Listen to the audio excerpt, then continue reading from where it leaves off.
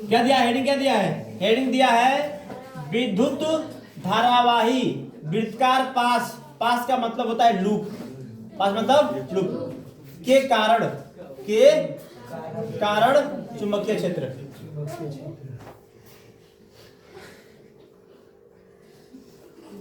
ठीक है, विद्युत धारावाही पास या लूप, वृत्तकार लूप के कारण, किसके कारण? जो सीधा चालक तार था, जो चालक तार सीधा था, अब उसी को हम मोड़ करके वृत्तकार बना दिए, मोड़ दिए तो वृत्त जैसा हो गया। ठीक है ना? तब चुंबकीय क्षेत्र कैसा होगा? जब सीधा था तो वृत्तकार हो रहा था ना, जब सीधा चालक तार था तो कैसा हो रहा था? संकेंद्रीय वृत्तकार। अगर हम उसी को मोड़ के वृत्तकार कर देंगे तब कैसा होगा? तब उसके चारों तरफ चुंबकीय क्षेत्र कैसा होगा? देखिए उसी तार को यहाँ पे मोड़ दिया गया, दिख रहा है ना, मोड़ दिया गया है, तब चुंबकीय क्षेत्र रेखाएं कैसे होंगे उसके चारों तरफ? ठीक है ना? तो वो देखिए यहाँ पे कह रहे कि अगर हम मोड़ देते हैं तो मोड़ने पर जो चुंबकीय क्षेत्र रेखाएं होती हैं, ये तो चित्र आपको बनाना ही पड़ेगा। ठीक है ना? ये चित्र बनाना ही पड़ेगा, साथ में आपको क्या करना पड़ेगा? साथ में आपको ये बातें लिखनी भी पड़ेंगी। इतनी कितनी पॉइंट है? 4 पॉइंट दिया है, पूरा आपके एनसीईआरटी बुक से ये वाला। बस ये फायदा ये है कि एनसीईआरटी बुक से है, ज्यादा लिखने को हो सकता है नहीं भी है।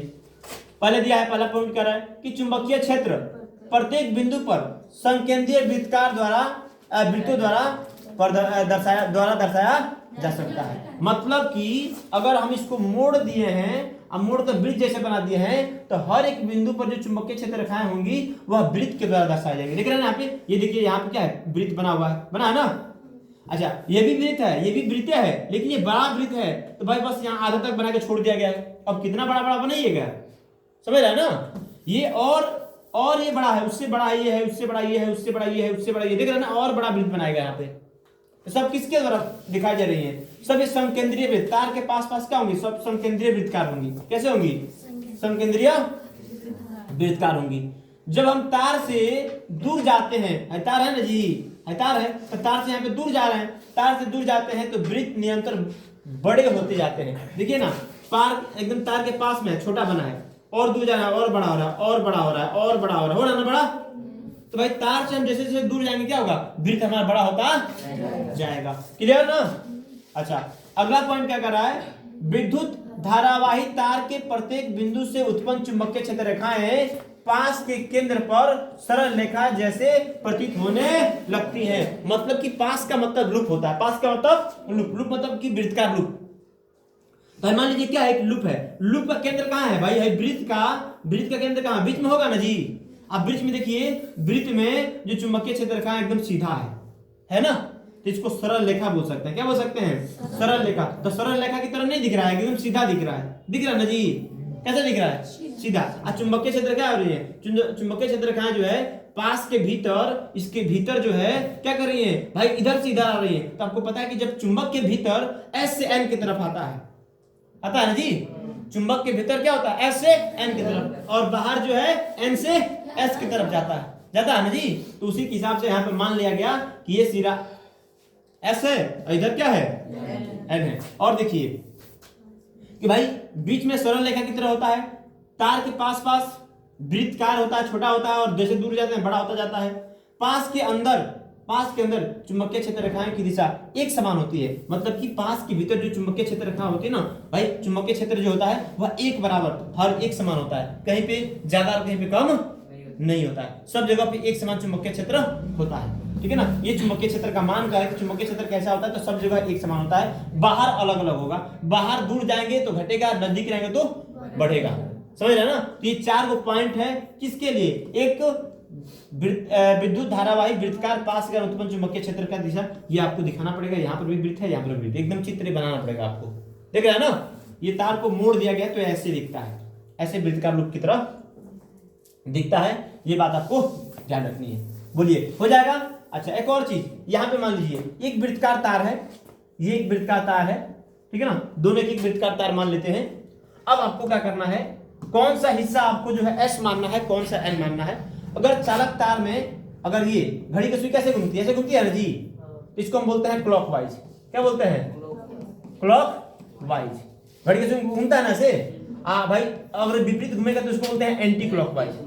एंटी क्लॉकवाइज बोलते हैं। तो अगर चालक तार में धारा ऐसे बह रहा है, ऐसे बना है, तो इस सिरा को हम एस माने, क्या मानेंगे? एस, मतलब कि दक्षिणी ध्रुव। देख रहे ना एस की तरह बना है, देख रहे ना?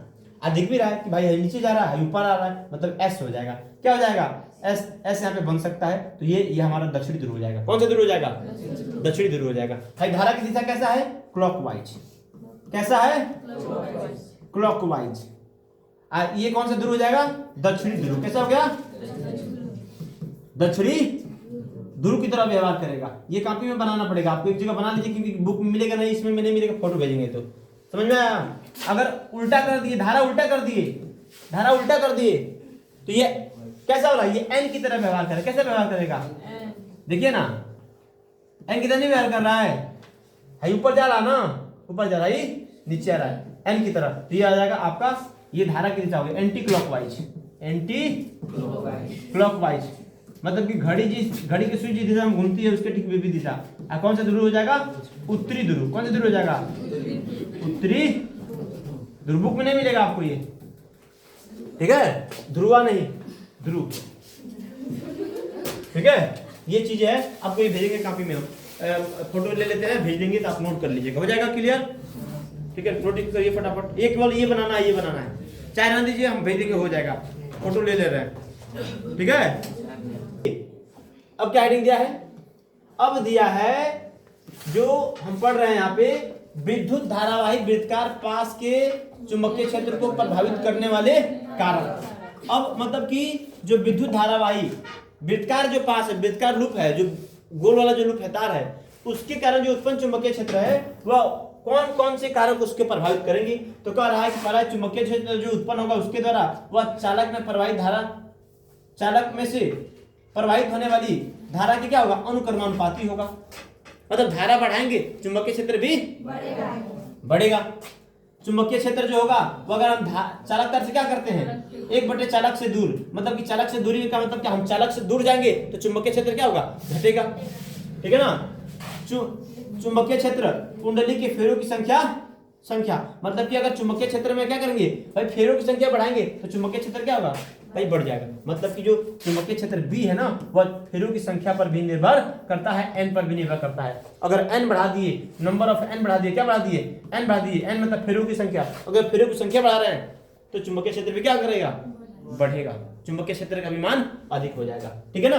अच्छा, अगला देखिए क्या दिया है। चुंबकीय क्षेत्र समायोजित है। चुंबकीय क्षेत्र समायोजित का मतलब क्या है भाई? एक समानता है। प्रत्येक फेरे का चुंबकीय क्षेत्र दूसरे फेरे के चुंबकीय क्षेत्र में समायोजित हो जाता है, क्योंकि विद्युत धारा की दिशा हर वृत्तकार फेरे में समान है। मतलब वही बात बोल रहा है यहाँ, इसी है जो बात यहाँ पे दिया है, तीसरा पॉइंट, उसी बात को नीचे लिखा है। का समायोजित होने का मतलब है कि चुंबकीय क्षेत्र जुड़ जाती है।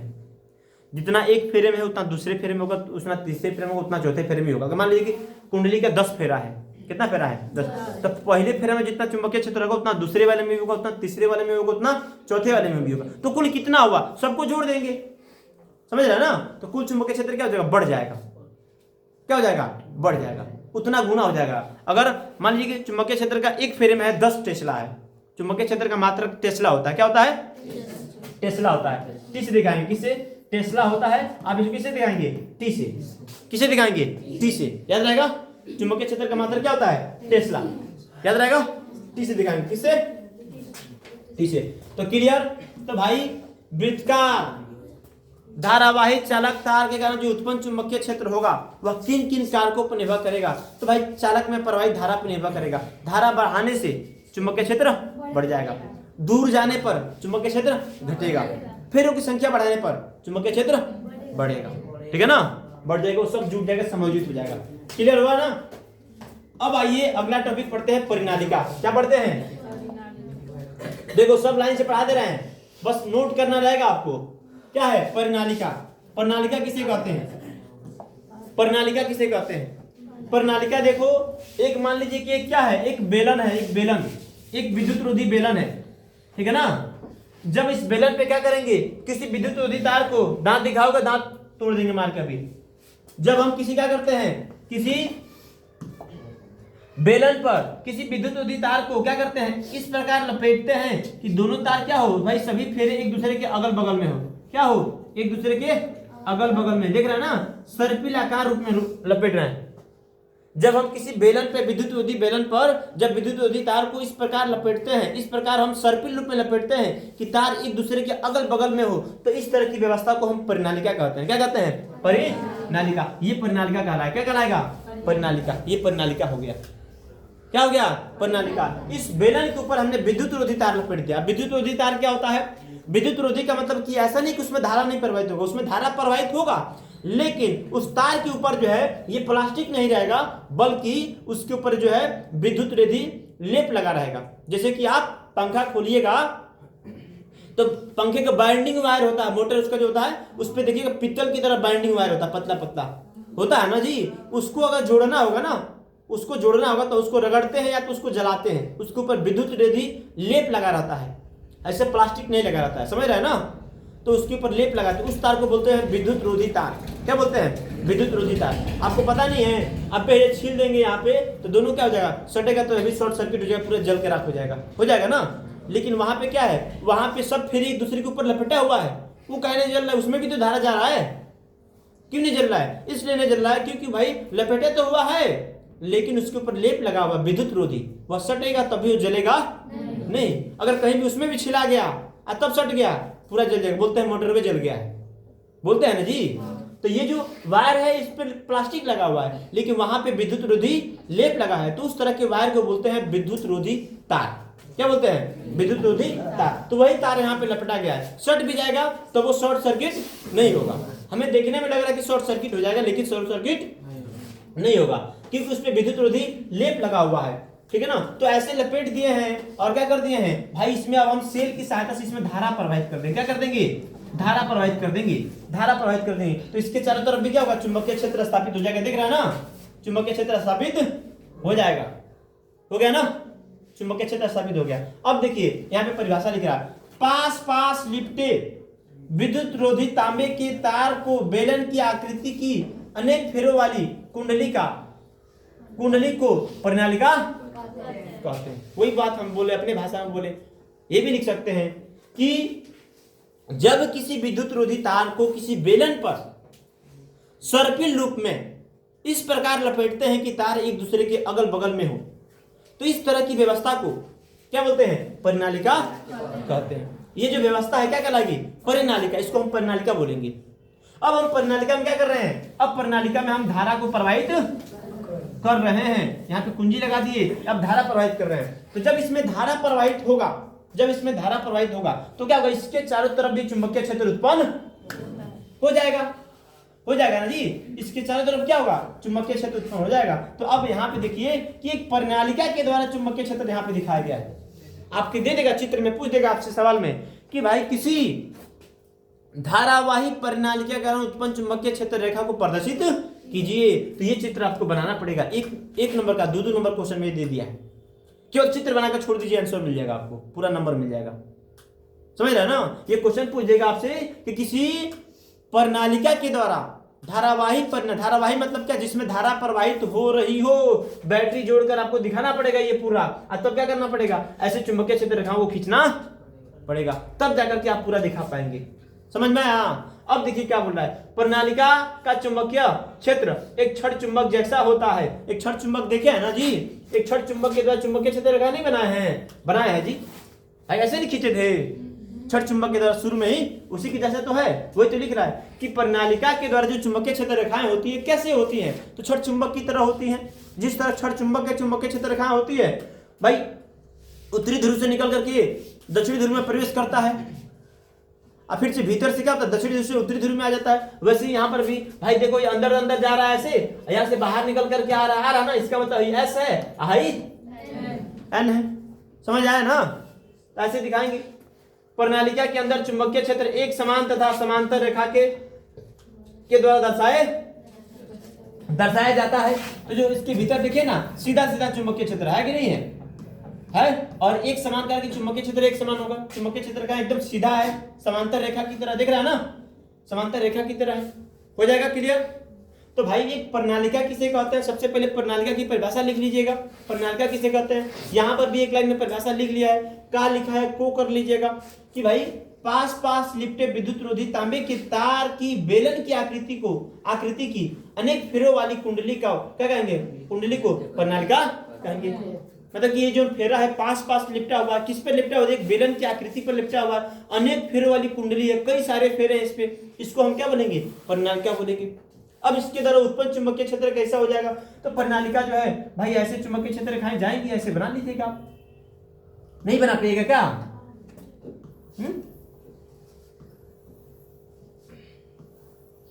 ठीक है, इसके भीतर से ऐसे दिखा दीजिएगा, लाइन खींच दीजिएगा अंदर अंदर, हो जाएगा ना? निकाल दीजिएगा 2-4 गो, ज्यादा नहीं 2-4 गो बस, ज्यादा नहीं, नहीं कि मार एकदम लाइन फट फट फट फट। अब इतना मत खींचिएगा, समझ रहा है ना भाई? इतना खींच दीजिए, काफी हो गया। अब तीर चिन्ह दिखाना पड़ेगा कि भाई ये है आपका, ऐसे जा रहा है, ऐसे जा रहा है, ये अंदर जा रहा है ना, ये बाहर निकल रहा है, ऐसे खींच के दिखा देंगे। प्रणालिका के द्वारा उत्पन्न चुंबकीय क्षेत्र रेखा हो गया। नहीं बन पाएगा? ये चित्र बनाना है ऐसे, हम जैसे बनाए वैसे बना लीजिएगा। एक ऐसे बेलन बना लीजिएगा, आ जाएगा फटाफट। कितना आसान है कि नहीं?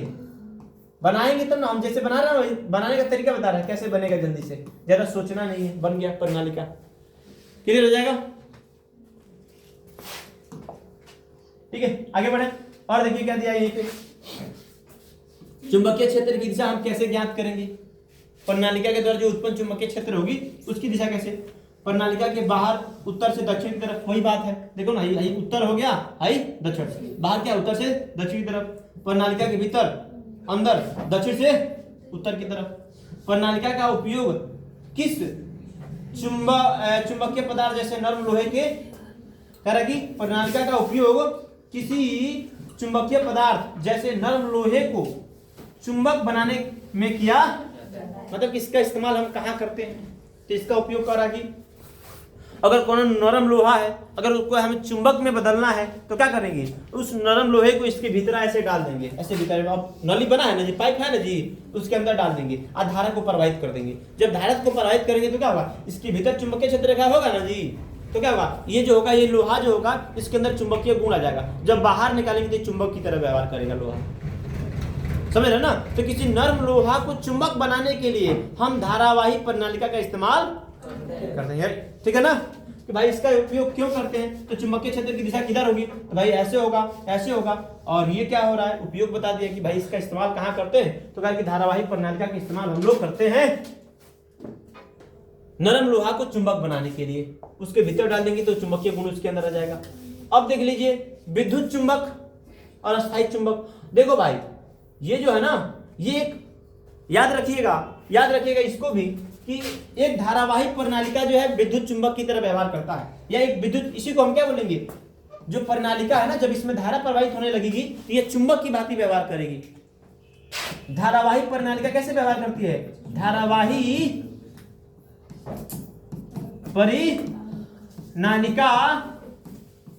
प्रणालिका चुंबक की भांति व्यवहार करती है, चुंबक की भांति व्यवहार करती है, ठीक है ना?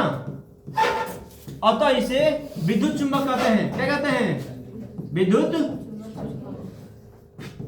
चुंबक कहते हैं, ठीक है ना? विद्युत चुंबक कहते हैं। क्या कहेंगे? इसको भी फोटो खींच के भेजेंगे, चाहे इसको नोट कर लीजिए, हम भेजेंगे तो लिख लीजिएगा, समझ में आया ना? ये लाइन रहेगा इसमें आपका, बाकी सब तो लिखना ही है, ठीक है ना? धारावाही प्रणालिका चुंबक की भांति व्यवहार करती है, ठीक है ना? इसीलिए क्या बोलते हैं? इसे विद्युत चुंबक कहते हैं। अब विद्युत चुंबक क्यों कहते हैं? क्योंकि जब तक धारा प्रवाहित होगा तब तक ये चुंबक की तरह व्यवहार करेगा, जैसे ही धारा बंद करेंगे चुंबकीय गुण समाप्त हो जाएगा, ठीक है ना? ठीक है ना, याद रखिएगा। यह चुंबक की भांति तब तक ही व्यवहार करती है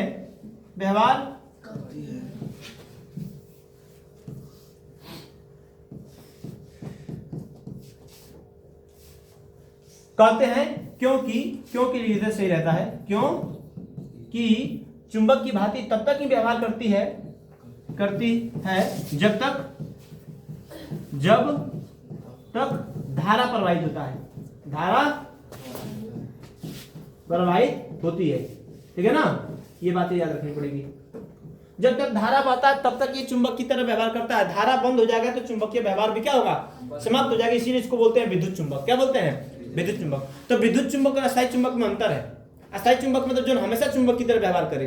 अब विद्युत चुंबक जब तक धारा बहेगा तब तक चुंबक की तरह काम करेगा, धारा बंद होगा चुंबक की तरह काम करना बंद कर देगा। ठीक है, अभी इसको सोच गोर है कि गोर करेंगे ना।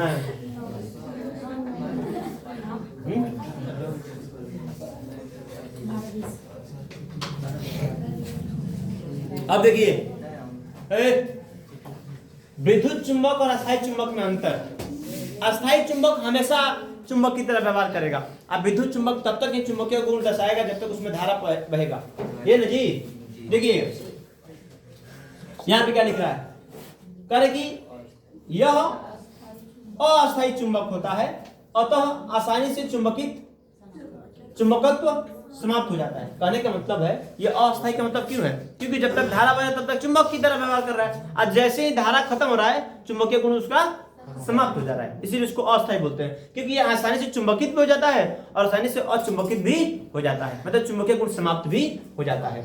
दूसरा कारण कि आसानी से चुंबकत्व समाप्त नहीं किया जा सकता है, मतलब कि एक बार अगर चुंबकित हो गया, अगर एक बार एक अंदर चुंबक का गुण आ गया तो जल्दी से वह जो है अनुचुंबकित नहीं होगा, मतलब चुंबकीय गुण समाप्त उसका नहीं होगा, इसलिए वह अस्थायी चुंबक है।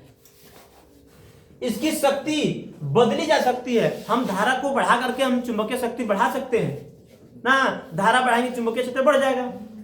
ज्यादा व्यवहार कर रहे चुंबक की तरफ, धारा कम कर देंगे चुंबकीय गुण कम हो जाएगा ना। लेकिन इसकी शक्ति निश्चित होती है, फिक्स होती है। भाई जितना चुंबकीय गुण होगा उतना ही रहेगा, घटेगा बढ़ेगा नहीं। कारण कि ध्रुवता बदली जा सकती है। हाँ जी, धारा की दिशा बदल देंगे तो जो पहले उत्तरी ध्रुव था अब वो दक्षिणी ध्रुव हो जाएगा, और जो दक्षिणी ध्रुव था वो उत्तरी ध्रुव हो जाएगा। धारा की दिशा बदल करके हम उसके ध्रुव को भी बदल सकते हैं ना, लेकिन ध्रुवता नहीं बदली जा सकती। क्यों? क्योंकि जो एक बार उत्तरी ध्रुव है वह उत्तरी ध्रुव ही रहेगा, दक्षिणी ध्रुव नहीं हो सकता है। चुंबक का कैसे हो सकता है, उत्तरी ध्रुव तो हमेशा उत्तरी रहेगा और दक्षिणी तो हमेशा दक्षिणी रहेगा। प्राय अधिक शक्तिशाली होते हैं, है चुंबकीय है चुंबक की वजह से, धारा की वजह से है ना जी, धारा की वजह से काफी अधिक प्रबल होगा, ये अधिक मजबूत होगा, अधिक चुंबकीय क्षेत्र उत्पन्न करेगा। क्या होगा, यह कम होगा। भाई करंट मारेगा ना तो थोड़ा ज्यादा बुझाएगा, क्योंकि बिजली वाला देखते हैं मारता है तुरंत, करंट मारता है देखते हैं तुरंत ही आदमी सीधा एकदम जाते हैं। देख रहे हैं, पहले से ज्यादा इस समय मोटर से लोगों की मृत्यु हो रही है।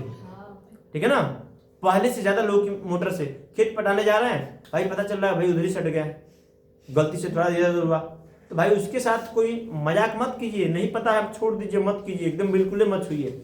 हम तो पहले थोड़ा छूते भी तो बिल्कुल ही नहीं छूते हैं, डर लगता है। उसको स्कूल के चलाइए गवाज ना हो, हाँ ऐसे दूरे रहा तो ठीक बात, मेरी जिम्मेदारी हो गया ना, तो वही बात है। तो ना छूने से बेहतर है, नहीं जानते मत छूइए, एकदम सावधानी से छुए मत करिए। अरे 200 रुपया लगी चल जाएगा, ठीक है ना, हाँ वो सब नहीं, मजाक नहीं। हम अपने घर वालों को मना करते हैं, लेकिन जो नहीं मानता तो क्या है, जहां थोड़ा सा गलती हुआ, थोड़ा सा मिस्टेक हुआ ना, थोड़ा सा गलती, बस कहानी से दिन खत्म। बस मुश्किल से 2 मिनट की कहानी है, बस उसमें कहानी खत्म। देख रहा है ना, बहुत खतरनाक, बचने की संभावना तो ये नहीं है, बिल्कुल है। देख लेना, जिसको लाइट मार रहा है खेत में ना, वो बच नहीं रहा है, कोई नहीं बच रहा है। बाई चांस बहुत बनाए होंगे तो बचेंगे, तो जय श्री राम। आ जाओ, अब देखो अगला हेडिंग कर रहा है, चुंबकीय क्षेत्र में किसी विद्युत धारावाही चालक पर, मान लीजिए कोई चुंबकीय क्षेत्र है, ठीक है ना, चुंबकीय क्षेत्र किसे दिखाएंगे, बी से। किसे दिखाएंगे, बी से। ए में कोनो चालक तार रखा गया जिसमें धारा बह रहा है, क्या बह रहा है, धारा। तो जब इसको रख दिया किसी कितने कोण पर, थीटा कोण पर, चुंबकीय क्षेत्र से धारा बह रहा, मान लीजिए धारा जा रहा है, तो क्या होगा, तो जब भी किसी धारावाही चालक तार को चुंबकीय क्षेत्र में रखेंगे तो उस पर क्या लगता है, बल लगता है। क्या लगता है, बल लगता है, ठीक है ना। अब हम चुंबकीय क्षेत्र में धारावाही चालक तार को रखे हैं, मतलब कि पहले क्या कर रहे थे कि चालक तार में, और स्टेट का प्रयोग याद करिए, और स्टेट का प्रयोग में क्या था कि चालक तार में जब धारा प्रवाहित होता है तो जो चुंबकीय सुई होता है अपनी जगह से हट जाता है ना, विक्षेपित हो जाता है। तभी तो पता चला हमें कि भाई चालक तार क्या कर सकता है, धारावाही चालक तार अपने चारों तरफ चुंबकीय क्षेत्र उत्पन्न कर सकता है, तभी तो पता चला हमें। अब क्या है, मान लीजिए बड़ा वाला चुंबक है, चुंबक क्या है, बड़ा वाला है, शक्तिशाली चुंबक है, ऐसे ये वाला चुंबक, इसको बोलते हैं नाल चुंबक। क्या बोलते हैं, इधर वाला एस है और इधर वाला एन है, इसके बीच में देखिए एक चालक तार लटका दिया है, क्या कर दिया है, लटका दिया है, और उसके बाद से देखिए यहाँ पे प्लस वाला से यहाँ पे एक धारा प्रवाहित कर रहा है, क्या कर रहा है, धारा, देख रहा है ना, कौन नाम है, भाई प्लेटो में धारा प्रवाहित कर रहा है, एबी में एक धारा प्रवाहित कर रहा है। तो जब धारा प्रवाहित करेंगे ना तो भाई ये चुंबक है, देखो ये चुंबक हो गया, भाई एस हो गया, भाई एन हो गया, भाई ठीक है ना, भाई धारावाही चालक तार है। तो जब हम धारा प्रवाहित करेंगे ना तो इस पे बल लगेगा तो क्या होगा, ये ऊपर हट जाएगा और नहीं तो नीचे आ जाएगा, ठीक है ना। तो अगर मान लो ये ऊपर हट गया तब भी बल नहीं लग रहा है, इसका मतलब अगर नीचे आ गया तब भी बल नहीं लग रहा है ना। तो धारा प्रवाहित करेंगे तब भी, स्विच ऑफ है कोनो बल नहीं लग रहा है, जैसे ही स्विच ऑन किए इसमें धारा गया तुरंत बल लग गया। इसका मतलब ये हुआ कि जब हम चुंबकीय क्षेत्र में किसी धारावाही चालक तार को रखते हैं तो उस पर बल लगता है। क्या लगता है, बल लगता है। और उस बल का फॉर्मूला हम आपको पढ़ा चुके हैं, बुक में नहीं मिलेगा, आपके एनसीईआरटी बुक में नहीं मिलेगा, लेकिन अदर बुक में मिलेगा। उसमें कह रहा है कि जो बल होता है वो F बराबर होता है IBL sin थीटा, पढ़ा है ना, F बराबर IBL sin थीटा, यही से पता चलता है। याद रखिएगा, जब भी किसी चुंबकीय क्षेत्र में धारावाही चालक तार को रखा जाता है, जब भी किसी चुंबकीय क्षेत्र में धारावाही चालक तार को रखा जाता है तो क्या लगता है, उस चालक तार पे बल लगता है। क्या लगता है, उस चालक तार पर बल लगता है। याद रहेगा, उस चालक तार पर क्या लगेगा, बल लगेगा। अब यही पे यहाँ पे दे दिया, देखिए उसी चीज को दे रहा है समझाने के लिए। देखिए कह रहा है चुंबकीय क्षेत्र में किसी विद्युत धारावाही चालक पर बल, आंद्रे मेरी एम्पियर। आंद्रे मेरी एम्पियर जो है, ये पूरा नाम है इनका, एम्पियर जो मास्टर पढ़ते हैं, धारा का सही मात्रा क्या होता है, एम्पियर, ने प्रस्तुत किया कि चुंबक भी किसी विद्युत धारावाही चालक पर परिमाण में समान परंतु दिशा में विपरीत बल आरोपित करती है। क्या कह रहा है, कर कि आंद्रे मेरी एम्पियर ने बताया कि चुंबक भी किसी धारावाही चालक पर क्या कर सकता है, चालक पर परिमाण में समान, मतलब जितना परिमाण का धारावाही चालक तार चुंबक पे बल लगा रहा था उतना ही परिमाण का जो है चुंबक भी क्या कर सकता है, चालक पर बल लगा सकता है। और स्टेट के प्रयोग से क्या पढ़े थे कि जब भी किसी चालक तार में धारा प्रवाहित करते हैं तो इसके चारों तरफ चुंबकीय क्षेत्र स्थापित हो जाता है। कैसे पता चला था, इसके निकट हम एक चुंबकीय सुई रखे थे, और स्विच को जैसे ही ऑन करते हैं चुंबकीय सुई अपने स्थान से विक्षेपित हो जाती है, मुड़ जाती है। इसका मतलब क्या हुआ कि इस पे बल लग रहा है ना, किस पे बल लग रहा है, चुंबकीय सुई पर। और चुंबकीय सुई क्या एक चुंबक है, चुंबकीय सुई क्या एक चुंबक है। तो धारावाही चालक तार क्या कर रहा है, भाई चुंबक पे बल लगा रहा है। आंद्रे मेरी एम्पियर क्या कर रहे हैं, भाई चुंबक भी धारावाही चालक तार पे बल लगा सकता है। कितना बल लगाएगा, जितना ये परिमाण का बल लगा रहा है उतना परिमाण का चुंबक भी इस पे लगाएगा। अरे न्यूटन का तीसरा नियम, न्यूटन का तीसरा नियम कि हम किसी वस्तु पर बल लगाते हैं तो वह वस्तु भी हमारे ऊपर बल लगाता है। वही बात है यहाँ पे कि भाई अगर धारावाही चालक तार चुंबक पे बल लगा रहा है तो चुंबक भी क्या करेगा, उतना ही परिमाण का धारावाही चालक तार पे बल लगाएगा। उसके लिए उन्होंने ये प्रयोग किया।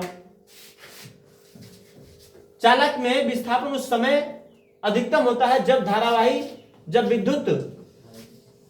विद्युत धारा की दिशा चुंबक क्षेत्र की दिशा के लंबवत होती है। विद्युत धारा की दिशा बदलने पर बल की दिशा भी बदल जाती है। वही यहाँ पे बता रहा है कि अगर ये मान लीजिए कि ये चुंबक है, ये S है, ये N है, ये धारावाही चालक तार है, अगर ऐसे लंबवत रखते हैं और ऐसे प्रवाहित होता है तो देखो चुंबकीय क्षेत्र इधर है और ये धारा ऐसे बना है, तो दोनों क्या है, एक दूसरे के लंबवत है ना जी। चुंबकीय क्षेत्र ऐसे और धारा ऐसे, तो कितना डिग्री बनाएगा, 90 डिग्री बनाएगा ना। तो जब लंबवत रहेगा तो ये चालक तार पे ज्यादा बल लगेगा, 90 डिग्री पे ज्यादा बल लगेगा। कहाँ है कि यहाँ साइन का मान 90 हो गया। साइन का मान 90, तो IBL मिलेगा हमारा साइन 90 का मान 1 होता है, इस समय ज्यादा बल लगेगा। अगर 60 होगा तो कम वैल्यू हो जाएगा, घट जाएगा, मानवा कम हो जाएगा। 30 होगा तो 1/2 से गुणा करें, घट जाएगा और घट जाएगा ना। रूट में 3/2 60 का मान है, 1/√2 होता है 45 का मान होगा ना। तो भाई 90 पर ज्यादा बल लगेगा और 30 पर 0 पे तो सूर्य 0 हो जाएगा, बल नहीं लगेगा। अगर हम ऐसे कर देंगे, इसको ऐसे करके ऐसे घुमा देंगे तो भाई यहाँ पे बल नहीं लगेगा उस पे, समझ में है ना। वही बात यहाँ पे समझा रहा है, ठीक है। तो आपको क्या सीखने को मिला? सीखने को ये मिला कि भाई जब भी किसी धारावाही चालक तार को हम चुंबकीय क्षेत्र में रखते हैं तो उस चालक तार पे बल लगता है और वह बल जो है लंबवत होता है। कैसा होता है? लंबवत होता है, मतलब कि एक दूसरे के लंबवत होता है, ठीक है ना। और कह कि उसका फार्मूला कितना होता है, याद रखिएगा, F बराबर IBL sin थीटा, यही से निकाल भी सकते हैं, F बराबर IBL sin थीटा, ठीक है ना। अच्छा, इस बल की दिशा ज्ञात करना होगा, किस दिशा में लग रहा है, तो उसके लिए भी एक नियम दिया है, फ्लेमिंग का बाएं हाथ का नियम, left hand rule, Fleming left hand rule. इसके पहले जो पढ़े थे उसमें पढ़े थे अंगूठे का नियम पढ़े थे, दाहिने हाथ के अंगूठे का नियम। अभी फ्लेमिंग का बाएं हाथ का नियम भी है, फ्लेमिंग का दाएं हाथ का नियम, 2 नियम और ही पढ़ना है, हाथ वाला, ठीक है ना। फ्लेमिंग का 2 नियम पढ़ना है, बाएं हाथ का भी नियम है और दाएं हाथ का भी नियम है। हम दोनों लगाते हैं, सुबह में लगाए थे, ठीक है ना, सुबह में लगाए थे, हेउंग लगा दिए थे, अब हेउंग लगाएंगे, ठीक है ना, तब लगेगा, वैसे ही लगेगा, ठीक है। तो ये याद करके यहाँ तक काम करिए, यहाँ तक नोट कर लीजिए, एक दिन का और क्लास में करेंगे तो खत्म हो जाएगा।